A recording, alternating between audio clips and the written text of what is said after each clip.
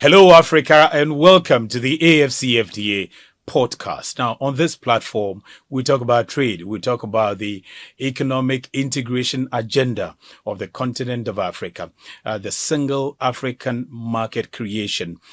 We bring every information regarding the AfCFTA closer to you and bring you also closer to this particular agreement. Now, today, we are pleased to be joined by the convener of the AfCFTA Advisory Council, also professor with the University of Cape Town and the director of the Nelson Mandela Institute, University of Cape Town, Professor Faizel Ismail. Prof, it's a pleasure to have you.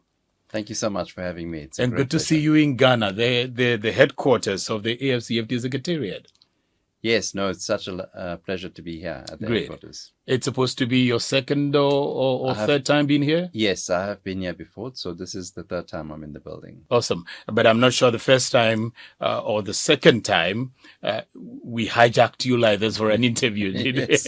Okay, so that's a step further that we have gone to have this podcast platform where we engage with the continent and we engage with the global public as well regarding the agreement to bring information to people and then get people also closer to this whole agreement. Right. What do you make of that, though?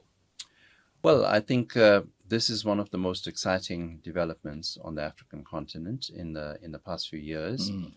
The AfCFTA is very young. It's only about 5 years old now, but it already has created an enormous excitement on the continent.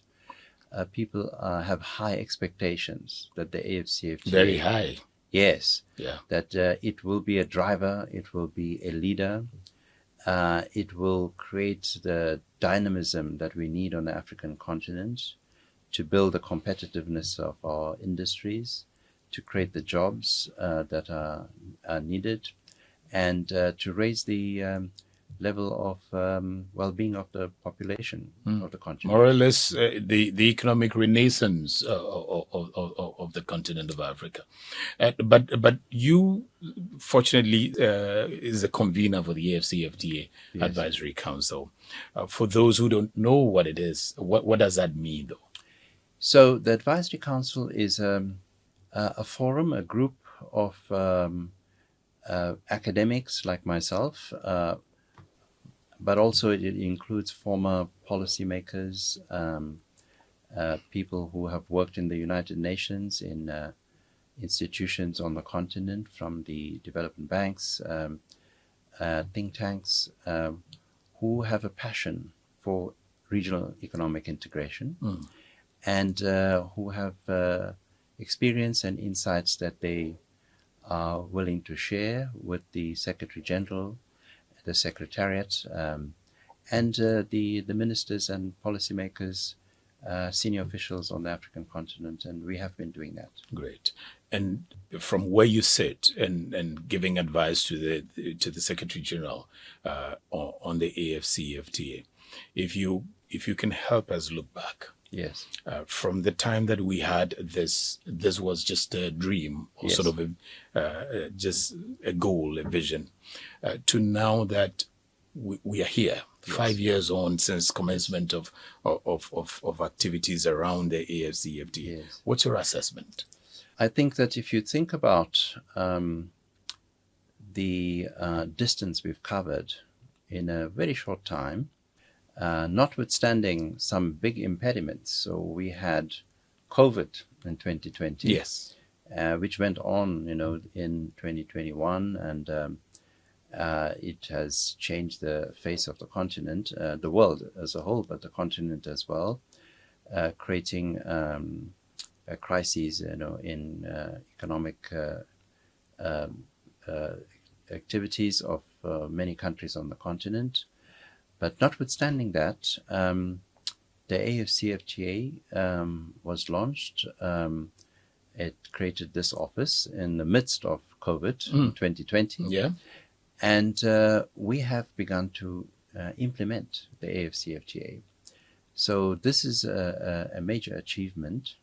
This agreement is one of the most ambitious, comprehensive in scope and in depth, and one of the largest trade agreements and regional trade agreements in the world. It has 55 member states. It covers trade in goods, trade in services. It has a dispute settlement mechanism. It also has a number of rules like investment, intellectual property, competition. And it has one of the most exciting, I think, protocols, which is unprecedented anywhere, the Protocol on Women and Youth, because this agreement is intent on being inclusive and bringing into the economy people who are on the margins. So this is very exciting, and that is why it has really grabbed the imagination of policymakers and leaders and also stakeholders and hopefully the business community as well. Yeah. And for those who may not understand, when you say that we've gotten into that implementation phase, yes, we've moved from the negotiation phases where we had to put all the protocols and the instruments and everything together. What does it mean to have an implementation phase, and what does it entail for the African businesses who are looking to see that indeed the AfCFTA is materializing on the ground? What does the implementation phase mean, and what should we be seeing at that implementation phase? Yes, so we have negotiated a very big agreement. So the first and perhaps the most important one is to begin to open the market. So the great promise of the AfCFTA is that we will create one market out of 55 member states. It's a very complex continent because we have 33 least developed countries.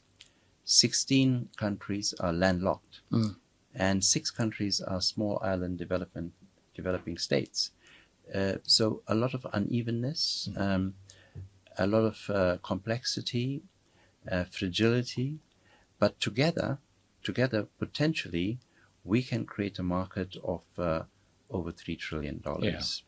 And we can create the conditions for investment in a number of industries where the continent is highly resourced. We have some of the world's most significant resources that people now call critical minerals, which are the vital ingredients that are necessary for the new technologies, the digital technologies, the climate change technologies that are necessary for decarbonization, for adaptation.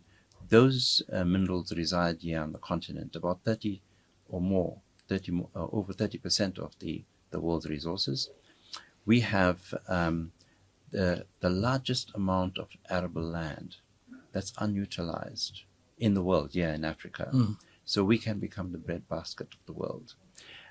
So working together, if we cooperate with each other in the way in which the AfCFTA is now poised to integrate the continent, we will be able to take advantage of these resources. One of the things that at the implementation stage, one of the things that we hear from the continental public, particularly small businesses, is that we wish that now that you tell us that we are at the implementation stage, we can begin to take our items or our products and goods and just move from one country, say in Cameroon, in Central Africa, to, let's say, Southern African country by now. Why are we not there? Or are we there? What we have to do is we have to move together in not only opening markets, but also mobilizing the private sector to take advantage of this market opening. Because the reality on the continent is most of us are mainly producers of natural resources, mining or agricultural goods, And we have not succeeded yet in adding value to our products. So intra-regional trade is relatively low, about 15 or 16% of our trade with the world we conduct with each other, whereas in many other parts of the world, in the European Union, in ASEAN, this is the Asian economies which have united, the level of intra-regional trade is much higher. But the potential for the continent really resides in our ability and our potential to cooperate with each other and build regional industrial value chains. So the reason we haven't been able to add value is because many of our economies are just too small. We don't have the size of the market. We don't have the investment capacity, the finance that is required for infrastructure, for cross-border infrastructure. And we haven't been able to attract external investors. But with the promise of a one continental market, which the AfCFTA is now busy beginning to implement, we will be able to attract investors to invest in the value addition. So, for example, we have some of the best quality cotton produced here on the African continent, in West Africa, but also in East Africa. But we have very few mills that process the cotton into fiber and textiles. So the continent imports a lot of its textiles that is used for the production of apparel. So this is a missing ingredient. This is a gap in the value chain. We've conducted a lot of consultations with the private sector across Africa, from Mauritius to Morocco. These are producers in Mauritius, but also investors in textiles. We've talked to the retailers like Woolworths in South Africa, who and some investors in industrial development zones like Arise, which is a Singaporean company setting up IDZs, or industrial development zones. So all these companies are very keen to collaborate with each other and to seize the opportunity to build competitive production processes in textiles, but also in apparel, taking advantage of the cotton, but also potential new fibers, and to do this in a way which is more sustainable, because this is where the new demand is in the world. Most of the demand for apparel is in Europe and the United States, and the consumers are looking for products that have more organic materials, more sustainable, that pollute less, that can be recycled, and the continent is poised to enter that space. Great. And I'm sure that for a lot of people, the governments of party states, the AfCFTA Secretariat as well, have led the way with the Guided Trade Initiative, with the expectation that having gotten to the implementation stage, the private sector will be enthused, will be encouraged by now to begin to see the path towards taking ownership of the entire agreement and beginning to take over trading. How do you think we can bring the private sector to the table immediately to embrace and take ownership of trading? As the trade agreement begins to be implemented, the real driver of integration is going to be industrialization and the building of regional industrial value chains. Now, to do this, the private sector has to lead. And the job of governments and the AfCFTA Secretariat is to mobilize the private sector. But this is happening already. So, for example, if you take the automotive sector, they have created the OEMs. This is the large companies that have major brands like the Germans, BMW, Mercedes-Benz, Volkswagen, or the Americans with Ford and Chrysler and General Motors, or the Japanese with Nissan and Toyota. They have come together to create something called the African Automotive Manufacturers Association. Yeah. So they did this about 6 years ago. Yeah. Because they saw that, the markets in Africa are too small.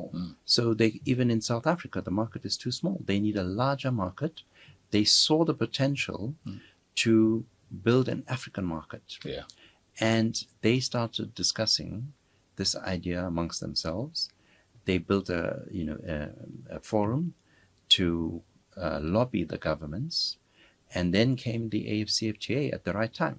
So they began to engage with the AfCFTA, and now the AfCFTA and the AAAM, the automotive sector, are very engaged in a dialogue about how the AfCFTA could create a conducive environment for the development of a supply chain across the African continent.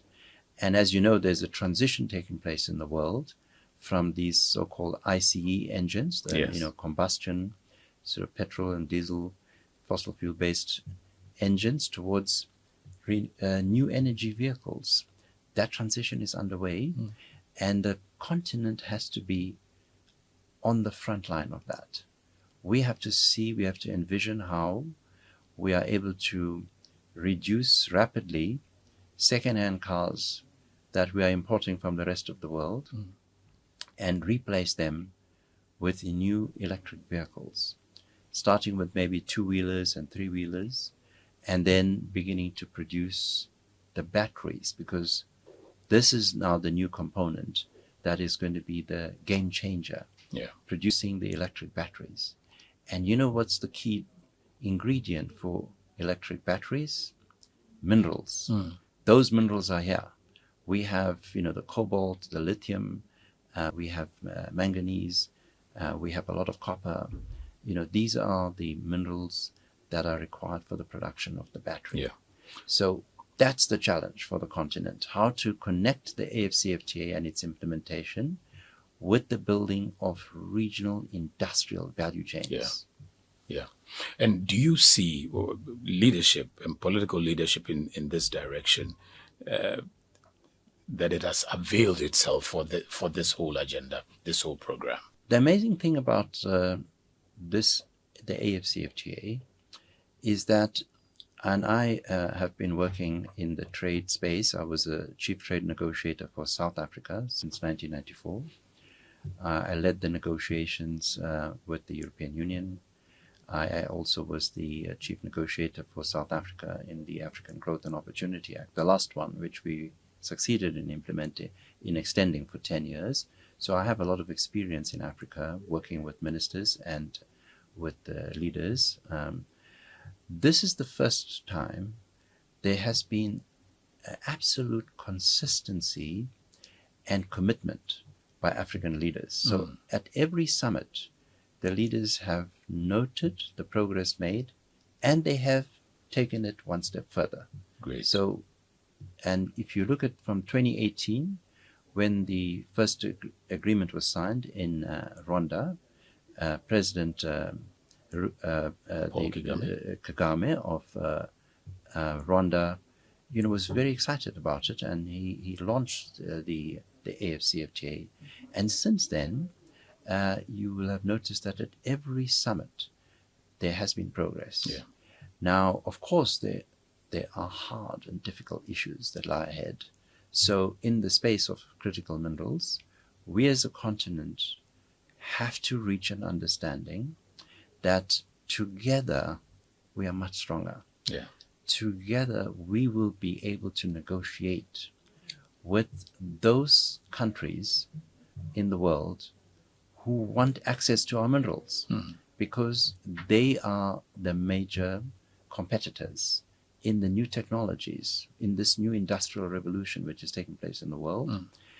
The United States, the European Union, China, Japan, these countries are all trying to secure access to the minerals which exist in our continent.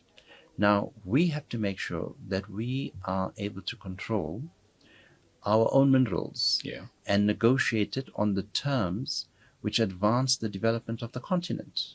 So this is where the next hard political decisions have to be made. Great. And I'm sure the presidents will seize this as an opportunity, because if they don't, Africa will miss the opportunity. Yeah. Yeah. And with your enormous experience covering trade across all sectors, including advising at the European stage and all of that, how do you see the progress that have been made with the AfCFTA vis-a-vis let's say the European Union that started even ahead of the political union of the European continent itself, unlike Africa, which is coming on the back of the political independence that we had? How do you see the progress that have been made with the AfCFTA? So we've done more in 5 years than the Europeans, have been able to achieve in their first 5 years. So the Europeans started in 1951 with the Coal and Steel Agreement. They created, there were 6 countries that included Germany, France, Italy, the Netherlands, Belgium, and Luxembourg. 6 of them created a cooperation agreement so that they could build one steel industry rather than 6. And this was the start. And then in 1957, they created the EEC, the European Economic Community. They said, okay, now we want to go deeper. We want to create a free trade agreement. And it took them many years, before they could build that free trade agreement into a customs union, then into a common market. And then, in the first round, in the first phase, the British only came in 1973, much later. And slowly they evolved. And they have been very successful. Of course, they have a number of challenges, and we can learn also about what we should not do. But the Europeans have been successful, but it's taken them over 60 to 70 years. To get there. So in 5 years, we have negotiated a very comprehensive agreement, and we have, also been able to build a lot of innovation and creativity and flexibility in the way in which the AfCFTA has developed.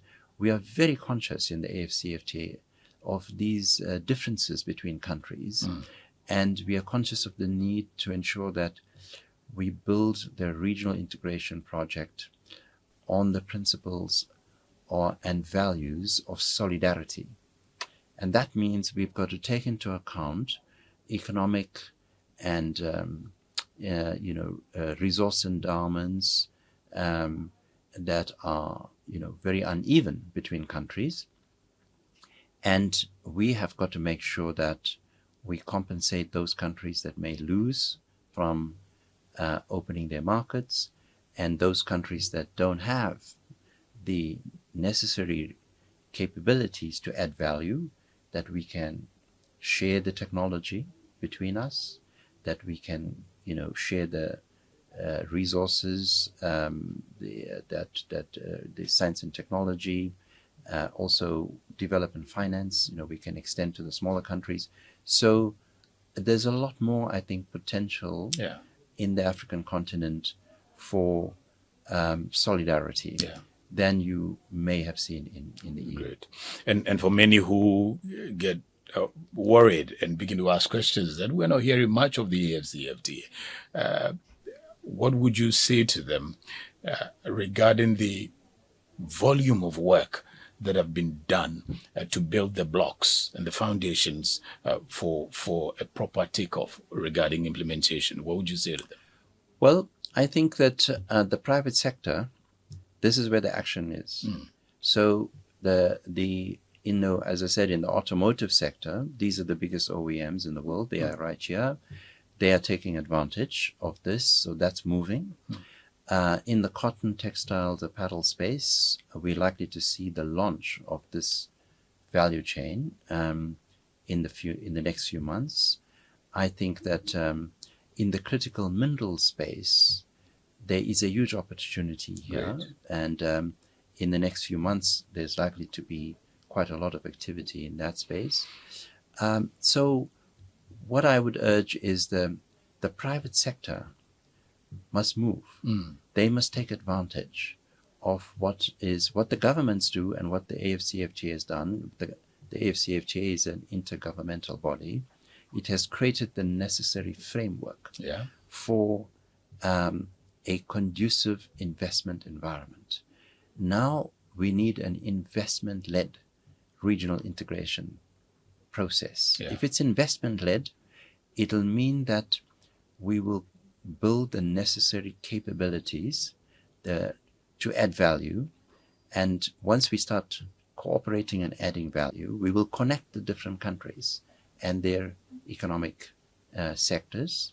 The private sector will cooperate with each other, but we'll also build a necessary cross-border infrastructure to enable businesses to move across borders and move their goods and services. So I think this is where we're going to see a lot of action.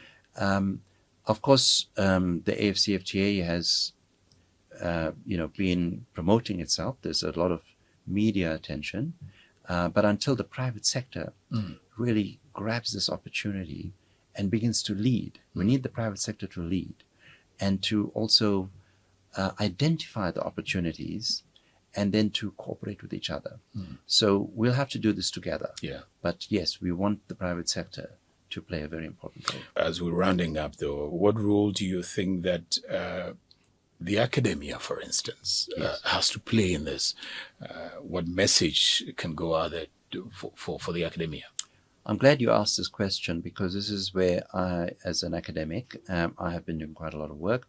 So we think that if we want the AfCFTA to really be implemented, we have to embed the knowledge, the technical knowledge, and the policy-making capabilities in the institutions of the continent. And the main institutions, really, that can embed this knowledge amongst not just the current policymakers, but future policymakers are the universities.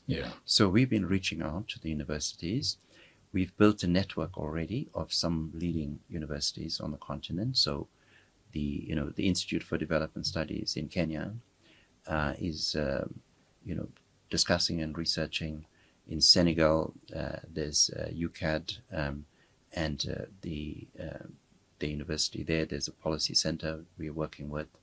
In Morocco, there's the center there for the New South, which is also seized with this. We've been to Cairo, talking to the American University there, which is of Cairo, which is also engaged, the business school, the different policy centers. So there's a lot of work going on now, networking between the universities, sharing information, conducting joint research on complex issues like critical minerals. We have to understand the profile of the sector. We have to understand the global context, the changing trends globally.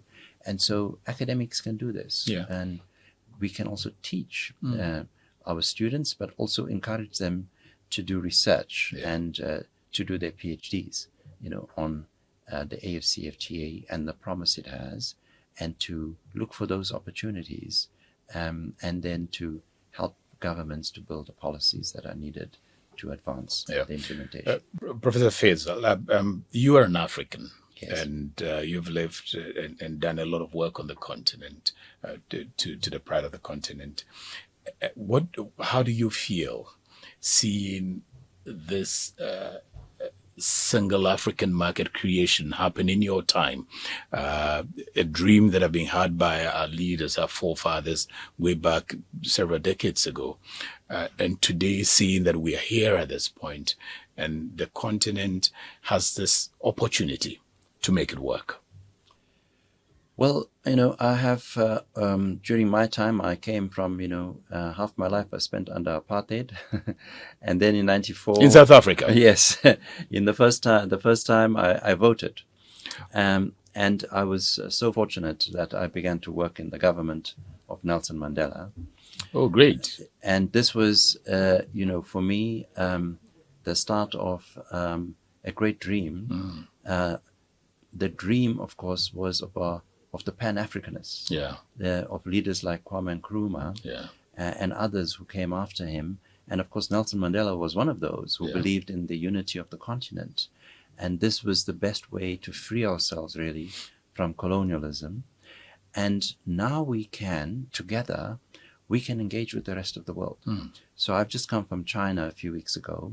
I went to a number of universities in Shanghai, at Fudan University and Nanjing University, in Beijing, at the Peking University, and I was engaging with policymakers, with the academics, also some of the most important players in policymaking in China is the National Development Reform Commission. It's a body of experts and thinkers that advise the Communist Party of China.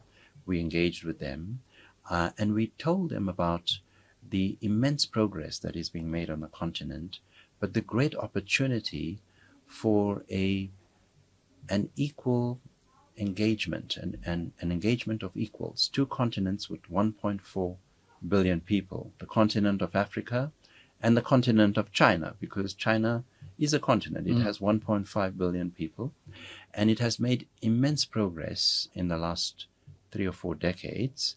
And the continent of Africa can learn from the experience of China, and we have engaged them on how we could build value chains between these two continents and how we can share the resources. So we have the minerals. China has the technological capabilities. How can we bring these, two continents working together to build the competitiveness of our own industries on the African continent and raise the well-being of our own people and reduce and eliminate poverty in Africa like they have done in China. With from where you sit and looking into the future of what this continental vision is seeking to achieve, finally, how do you envision the future? The next couple of years, how do you see Africa? And what would you tell the continent? Well, we are the people of the future, because, by 2050, Africa will constitute a quarter of the world's population. And we will have the most youthful, the youngest population in the world. Now, this is one of the things I said to the Chinese, because the demographic trends are that China has reached its limit in its population. The number of people in China will now start falling as fertility, falls in China, whereas African youth and the workforce will be increasing. So there's a great complementarity between China and Africa to work together and to share in its, endowments and its resources. So I would say to the people of Africa, the future is yours. And the new technologies can be accessed much, much more easily by young people. And we have the youth.